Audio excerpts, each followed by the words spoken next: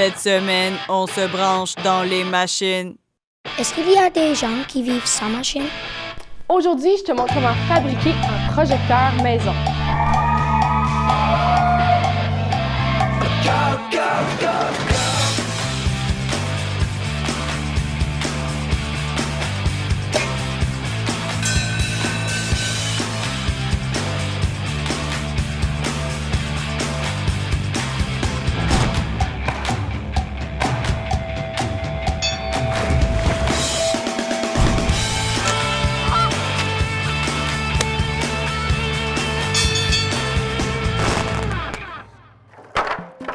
Pas encore. Mel, on s'était dit que c'était moi en studio aujourd'hui. Mel? OK. En tout cas, Je suis là. Pourquoi tu me cherches? pourquoi il y a deux Mel? Pourquoi pas? Il n'y a jamais trop de Mel, mais ça... semble. OK. Qu'est-ce qui se passe? Il se passe que bienvenue dans une nouvelle époque, la révolution industrielle. J'ai jamais entendu parler de ça. C'est-tu nouveau? C'est nouveau, certain, ça sort du four. OK. Tu m'as perdu, là, Mel. Mel. La semaine passée, là, c'était bien trop malaisant. On n'était jamais à bonne place. Fait que là, je me suis dit, pourquoi pas me dédoubler? Hein? Comme ça, il va toujours avoir une Mel au bon endroit. OK. Mais qu'est-ce qui me dit que c'est toi, la vraie Mel? Hein? Ben là, c'est facile. Moi, j'ai pas besoin de me brancher pour me charger. Je vois pas de prise sur cette Mel ici. Ben voyons, Manu, c'est moi, là. Je pense qu'il va te falloir une meilleure preuve. Ben, moi, je peux pas. Hein, les jeunes m'attendent. Ouais, c'est ça, hein? Les jeunes l'attendent.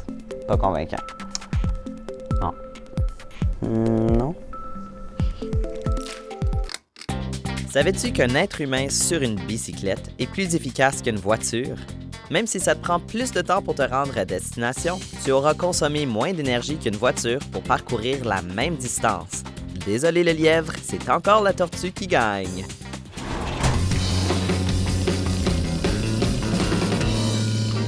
Nous serons de retour après cette pause commerciale. Bienvenue chez nous. Belle vue, belle vue. Merci aux Belles de Bellevue. Maintenant, en direct du haut de la colline Ménétinas, Belle vue.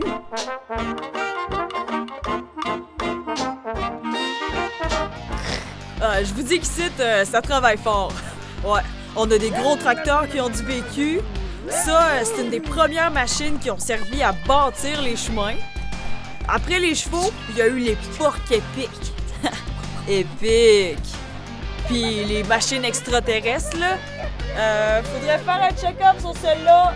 Ouais, je m'en occupe. OK. Puis après la grosse job, ben, c'est la liberté puis la nature. Ouais.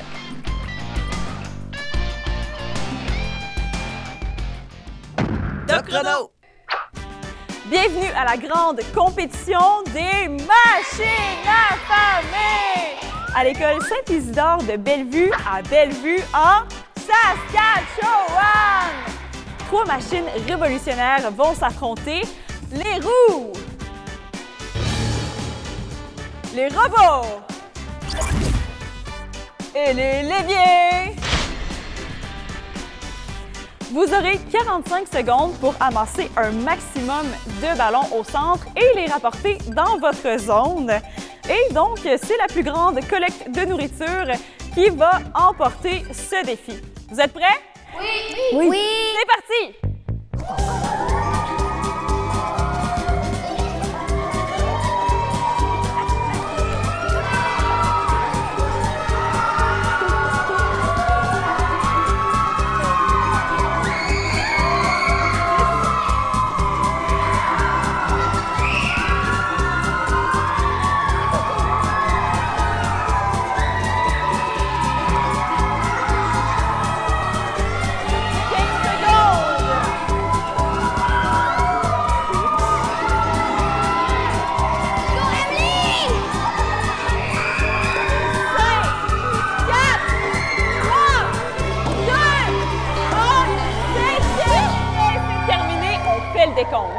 Alors, les leviers. 1, 2, 3, 4, 5, 6, 7, 8, 9, 10, 11, 12, 13, 14, 15, 16, 17, 19, 20, 21, 22, 23, 4, 25 pour les leviers. Les robots. 1, 2, 3, 5, 6, 7, 8, 9, 10, 11, 12, 13, 14, 15, 16, 17, 18, 19, 20, 22, 23, 24, 25 aussi pour les robots. C'est serré, on va aller voir si les roues peuvent faire mieux. 1, 2, 3, 4, 5, 6, 7, 8, 9, 10, 11, 12, 13, 14, 15, 16, 17, 18, 19, 20, 21, 22, 23, 24, 25 et vous avez gagné!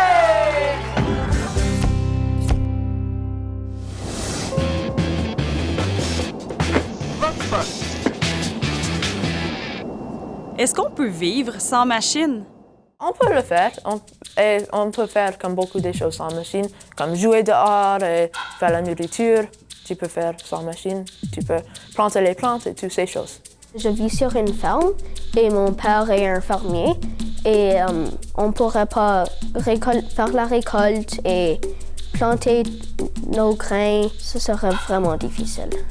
Moi, je pense que non, parce que si on n'a pas de machines, je ne vais pas avoir mon téléphone. Et si je n'ai pas mon téléphone, ma tête va comme exploser.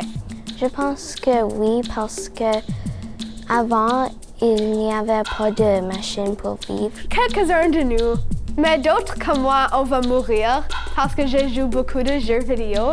Mais des personnes, ils pourraient survivre parce qu'ils sont très connectés à la nature. Je m'appelle Emmanuel. J'habite à Brownie, Manitoba. D'où viennent les machines? Oh, allô, ok. Si aujourd'hui on pense aux machines et on voit ça, c'est grâce aux créateurs des premières machines qui avaient plutôt l'air de ça. Voilà. Les visionnaires grecs de l'Antiquité ont vite compris qu'une machine bien simple peut nous sauver beaucoup d'efforts. Avec son point d'appui, le levier nous aide à tous les jours.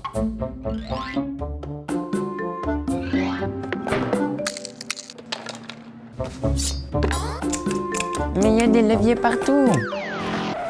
La roue et son dérivé, la poulie, ont transformé la façon qu'on déplace des objets et des personnes. Magnifique, mais encore plus simple, le plan incliné et son dérivé, le coin, nous facilite toutes sortes de tâches. Si simple, mais si puissant! L'inventeur grec Archimède s'est aussi inspiré du plan incliné. En l'enroulant autour d'un axe, il nous a donné la vis. Eureka, c'est mieux qu'une paille! Une machine super polyvalente. Ces machines simples ont mené à d'autres machines encore plus complexes durant la période de la Renaissance. Le prince de Gutenberg a permis le partage d'informations. Léonard de Vinci a poussé ses idées plus loin pour créer des machines qui ont inspiré les futurs avions, voitures et robots. Quel génie! Plus tard, le charbon, le pétrole et l'électricité sont venus donner des super pouvoirs aux machines. Ces nouvelles formes d'énergie ont permis l'existence des trains à vapeur, des voitures, des avions et des ordinateurs. Oh, excusez-moi. De nos jours, nos machines sont de plus en plus intelligentes et autonomes. Mais tout cela a commencé avec des idées bien simples.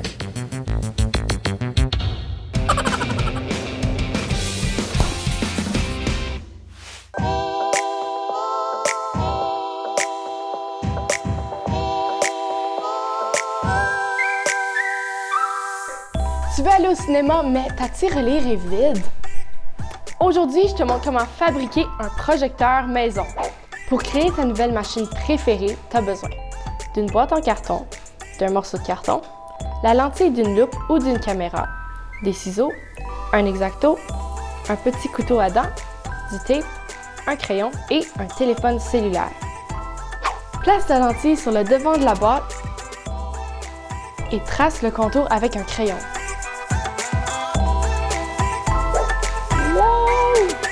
Utilise un X-Acto pour faire un trou juste un peu plus petit que le contour de la lentille que tu viens de tracer.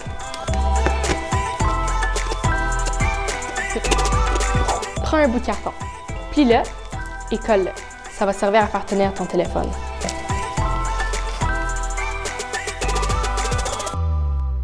Ensuite, colle la lentille à l'intérieur de la boîte et aligne-la avec le trou que tu as déjà percé.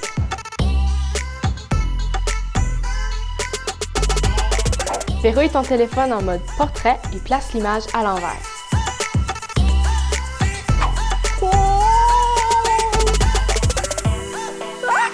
Pointe la boîte sur un mur pâle, ajuste la distance et ferme la boîte. Tadam! Tu as un nouveau cinéma maison gratuit. Il manque plus que le popcorn. Et le tour est joué. On y va, c'est pas juste à la télé. Suis-nous sur Instagram, YouTube et Facebook pour voir du nouveau contenu et pour revoir des segments et des épisodes. Laisse-nous des commentaires. On a hâte d'échanger avec toi. Robomel. Qu'est-ce que t'écoutes? Robomel. Ben non, Manu, c'est moi, c'est Mel. OK, si c'est vraiment toi, qu'est-ce que j'ai mangé pour dîner mardi dernier? Du spaghetti? Hein? T'as raison. Ouais, mais en même temps, je mange tout le temps ça. Mais voyons, pourquoi je me casse la tête avec ça? Il y a juste une Nell. J'ai dû boire trop de café un matin. Les robots, ça se peut pas. Bon, on l'écoute-tu l'épisode, là? Tiens. Qui crée des ondes, un peu comme des vagues. Ces vibrations sont tellement rapides.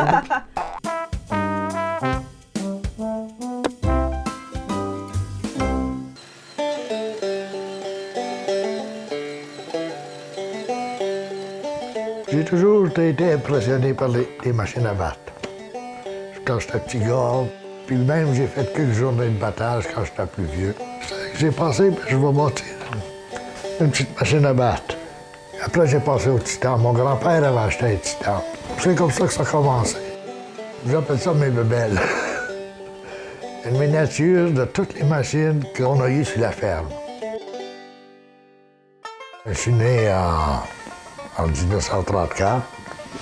C'est une ferme à peu près 4000 ans hors du village de Prud'homme. Et puis après, je suis déménagé à Prud'homme. C'est moi qui, s'il y a des visiteurs, que je donne une tournée du musée. Si vous voulez faire du beurre, on a une machine pour. Ceci, c'est une meule pour affiner des haches, des couteaux.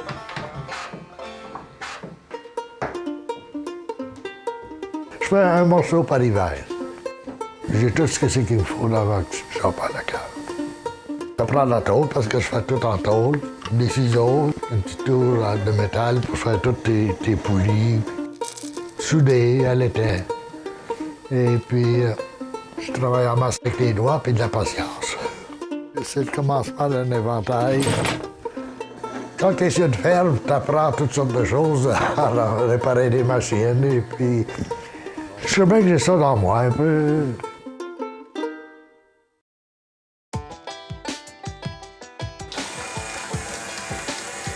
Le plus gros défi, c'est tu veux que ça marche, que ça fonctionne. Les jeunes d'école, ils voient ça, c'est bien beau, mais ils réalisent pas que c'est que ça prend pour que ça fonctionne. Tu veux que ça soit aussi authentique que possible. Ça, c'est une chive qu'on appelle. Et puis là, le bagdeur fait une chive. Puis après la chive, ils vont avec un petit rack, puis ils ramassent ça, puis ils mettent les chives ici. Après, ici, il y a une faucheuse à foin, puis un râteau pour rentrer le foin. Avant d'avoir des machines avec des moteurs, on travaillait avec nos mains, puis notre dos, qui servait des chevaux, puis un wagon. Puis il fallait qu'ils ramassent toutes les chives chargées dans le rack. Juste la joie du monde qui le voit et qui apprécie, c'est assez. Ça les rappelle des souvenirs. Il y a des petits gars, là, s'ils pouvaient avoir ça comme bébé, là, ils seraient belles.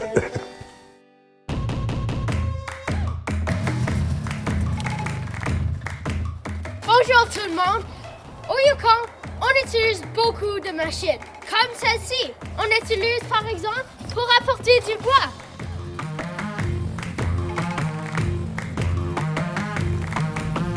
Une chose très unique à ma ville, c'est le SS Klondike. Ce bateau vapeur à roue arrière transportait des personnes de Whitehorse jusqu'à Dawson pour chercher de l'or.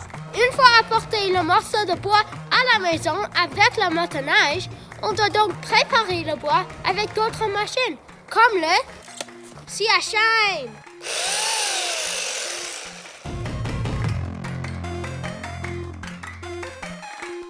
Si je pourrais inventer une machine, ça serait probablement une machine qui nettoyerait ma salle de bain. Je n'aime pas faire ça. Ça pourrait même nettoyer la toilette. Tout le monde l'achèterait. Merci, à la prochaine.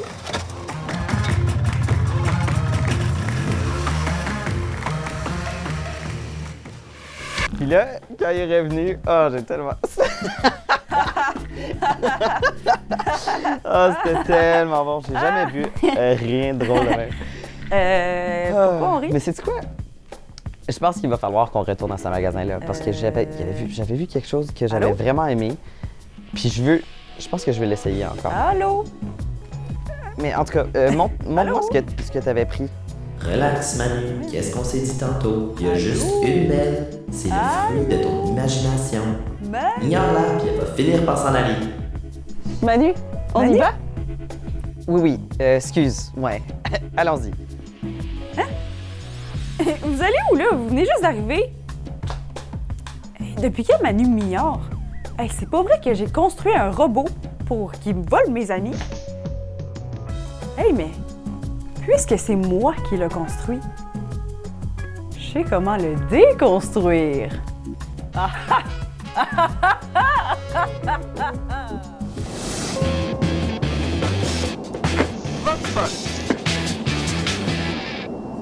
Que veut dire le mot désuet? Je pense que ça veut dire déshydraté. C'est un peu comme détacher quelque chose, désuet. Je ne sais pas qu'est-ce que ça veut dire, vraiment. Tu n'as rien à dire, tu ne sais plus quoi dire. J'ai aucune idée. Que c'est pas beau? Désuet, c'est quand tu comme tu peux pas voir correctement, c'est comme oh qu'est-ce qui arrive, un petit peu comme ça. Mais je ne sais pas. Qui est négatif parce qu'on a le préfixe D, voir quelque chose qui est négatif.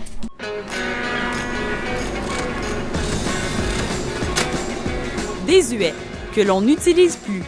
Exemple, mon oncle a un vieux téléphone désuet dans son salon. Oui, allô? Défi, on y va! C'est le moment de voir si les jeunes de Bellevue ont l'instinct machinal. Équipe des camions oranges! Équipe des tracteurs verts! Ah! Pour ce défi, on y va. On crée des catapultes!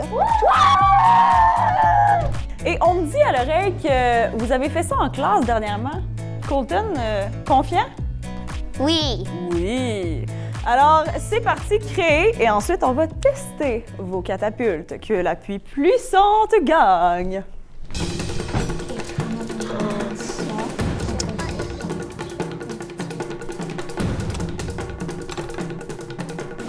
Comme ça peut être le bas, et après on peut mettre le crayon ici.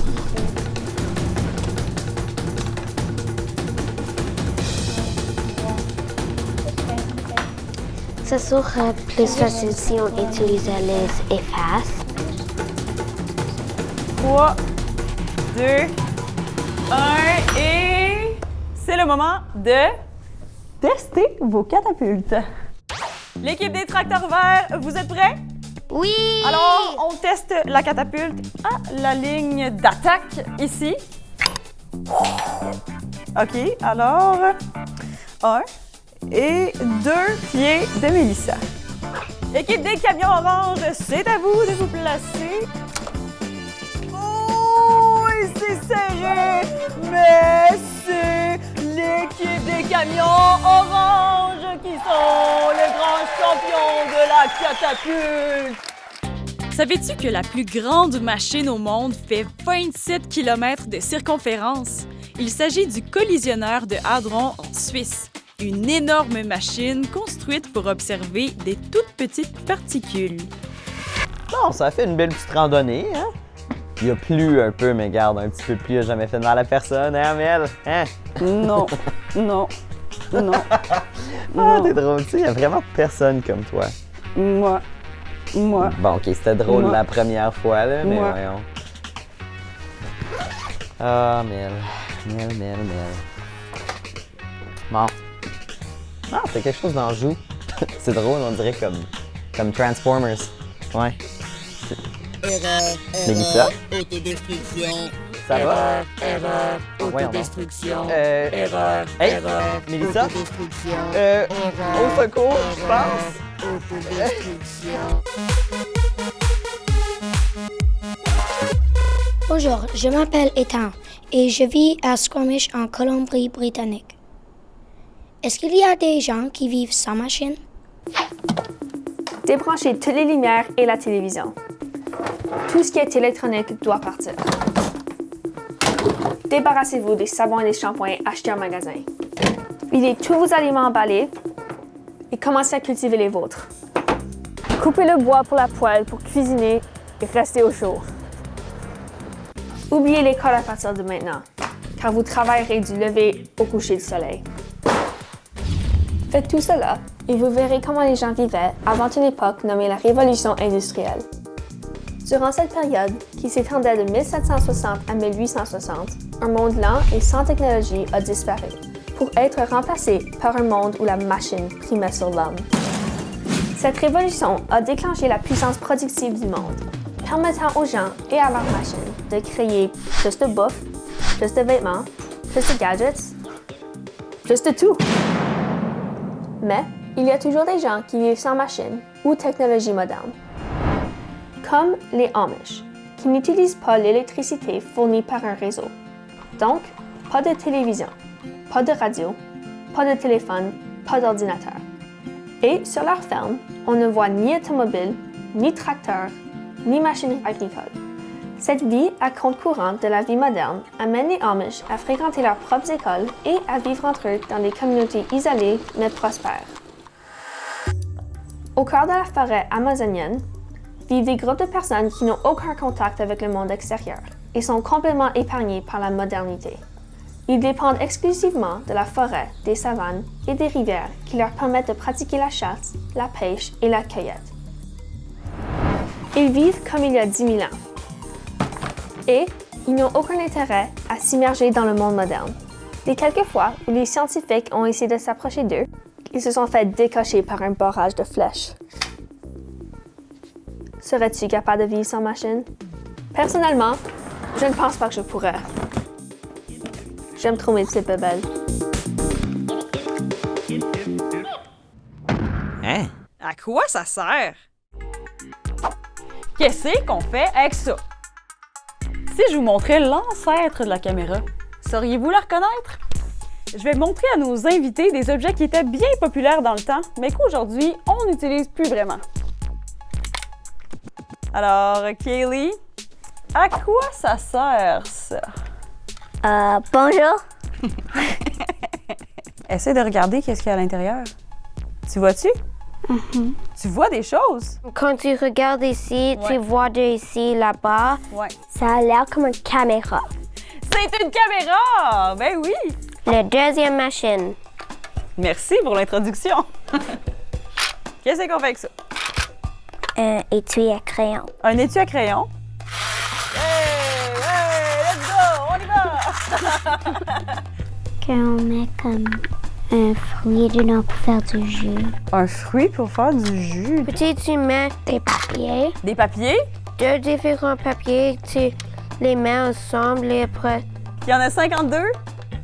Il y a des pics, des cœurs, des carreaux, des trèfles. Avant de passer aux joueurs les cartes, qu'est-ce qu'il faut faire? Les mélanger. Oui! Abrasse les cartes pour toi. Prochain objet. Ça ressemble à quoi, ça? Trompette. Une trompette? Essaie de me jouer un morceau à la trompette, là. C'est juste voir. Pouf! Wow! Pour te réveiller. T'aimerais ça te réveiller comme ça? Pouf! Bon matin. Quelque chose dans le moteur. Dans le moteur? C'est pour les autos. Oui! Pour les... Un klax. Un klaxon. Un klaxon! Tiens, essaye-le. Prochain objet. Ça ressemble à quoi? Un agrafeur. Un agrafeur? Je pense que tu dois mettre du fromage. Du fromage? Ça, c'est comment il faisait le fromage grated. Puis toi, qu'est-ce que tu mettrais là-dedans? Un zucchini. Un zucchini. Eh, c'est bon, hein, du zucchini? Tu pourrais faire du spaghetti. Tu trouverais ça drôle de manger du spaghetti carré? Parce que check, si tu mets des pâtes dedans, ça va sortir en spaghetti carré. Ça sert à quoi? Couper des choses. Comme? Une patate. Une patate! Tu peux faire tes propres frites. Tu penses que cette machine-là, elle a quel âge? 100 ans. 100 ans?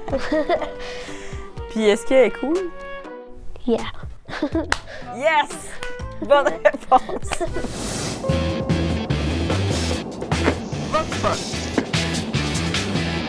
Quelle est la plus grosse machine que tu aies manœuvrée? C'est probablement la combine parce que mon grand-père il était un fermier avant et il va aider aux voisins à moissonner et j'aime aller avec lui dedans la combine. À Tofino, j'ai opéré une pelle mécanique parce que notre terrain était à pic et c'était très gros mais c'était très amusant et c'était un peu épeurant. Une fois, on était à une car show. J'avais été avec mon ami, puis il y avait des golf carts. Puis moi, je n'avais essayé. Hein. Je faisais le pédale, j'allais trop vite. Je tournais carré. J'essayais de tourner un petit peu, puis j'allais encore trop. Mon père et moi, on est allés dans un endroit de stationnement, puis c'était vide. Et on a décidé que j'allais conduire, mais mon père faisait les pédales, puis moi, je conduisais. Maintenant, c'est à toi. Quelle est la plus grosse machine que tu aies manœuvrée? Réponds à la question de la semaine. Et on va piger au hasard pour voir qui va remporter un chandail On y va. Très chic. Ou le grand prix du mois, un kit de caméra d'action. Envoie ta réponse en visitant la page concours de notre site web. Et c'est aussi là qu'on va annoncer qui a gagné. Un petit rappel de la question de cette semaine. Quelle est la plus grosse machine que tu aies manœuvrée? Bonne chance! Est-ce que ça te prend de l'eau, une sieste, une collation? Je sais pas quoi faire. Je vais juste aller chercher quelqu'un pour de l'aide, OK? Parce que là, je panique. Là. Enfin, je vais pouvoir retrouver mes amis, mon identité, ma vie. Là, les voix dans ma tête, ça suffit. J'essaie de sauver une vie ici. Sauver une vie? Ben non, c'est le contraire. Quoi? Mélissa? Ben non. Code 232? Qu'est-ce que je vais faire? Bon, mais j'étais bon pas fou. Débarras. C'était un robot. Bye. C'était pas le café. Je bois même pas de café. Bon, enfin, tu me crois. Je suis désolé, Mel, il était vraiment convaincant, ton robot. Ouais, je sais. J'ai étudié à l'école des robots. OK, mais t'as aussi étudié à l'école de télévision. T'avais pas besoin d'un robot pour t'aider à animer l'émission, quand même. OK, t'as raison. Fait que, on s'entend, là. Plus de robots? Plus de robots, s'il te Parfait. plaît. Bon. Bye! Bonne semaine. Ouf! Bonjour, je suis Emmanuel 2.0. Dites oui pour activer. La semaine prochaine, on dépasse les attentes. Tout le monde a des limites. Moi aussi, j'ai des limites, mais ça m'empêche pas d'atteindre mes buts. Comment qu'on fait pour vivre sans limite?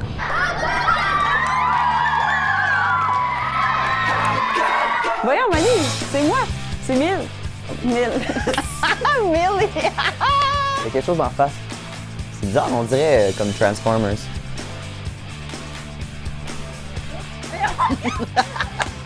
Avec la succion, ça va rester.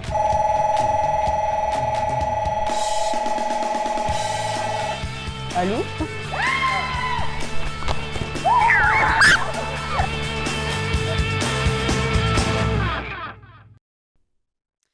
Eh oui, c'est la fin de l'épisode. T'en veux plus? Abonne-toi à la chaîne On y va et profite des épisodes complets n'importe quand. À bientôt.